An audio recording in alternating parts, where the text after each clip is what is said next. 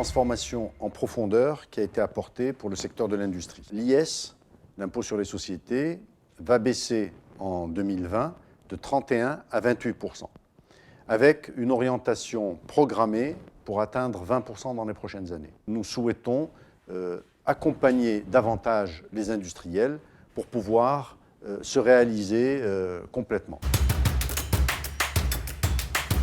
Toutes ces zones franches vont se transformer en zones d'accélération industrielle.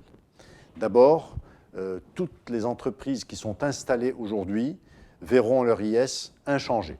Il est à 8,75 après les 5 premières années où il est à 0, il passe à 8,75. Il restera absolument au même niveau pour toutes les entreprises installées déjà.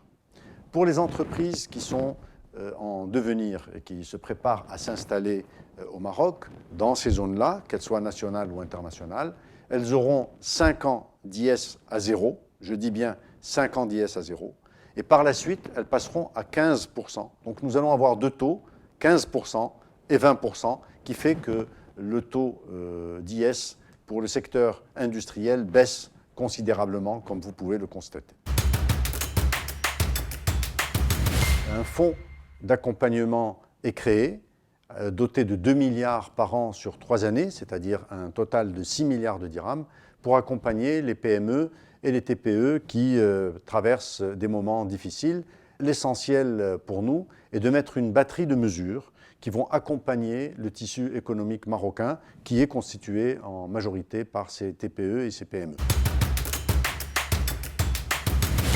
Les droits de douane ont été augmentés volontairement, l'idée et l'objectif étant de protéger l'industrie marocaine contre des agressions qui souvent, d'après les règles de l'OMC, ne sont pas totalement respectées. Et c'est pour cela que nous suivons ces éléments de très près, absolument dans les règles de l'OMC. Le Maroc est respectueux de ces règles-là, mais souhaite protéger son industrie contre toute agression anormalement appliquée.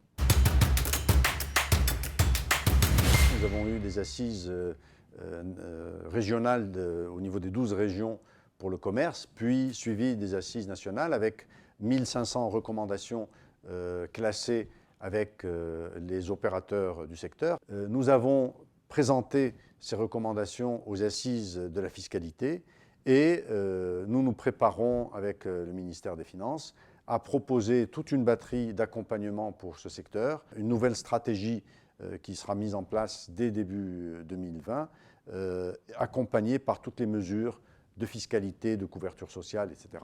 Parce que le secteur du commerce est un secteur extrêmement important qui, dans notre tissu économique et social, joue un rôle essentiel.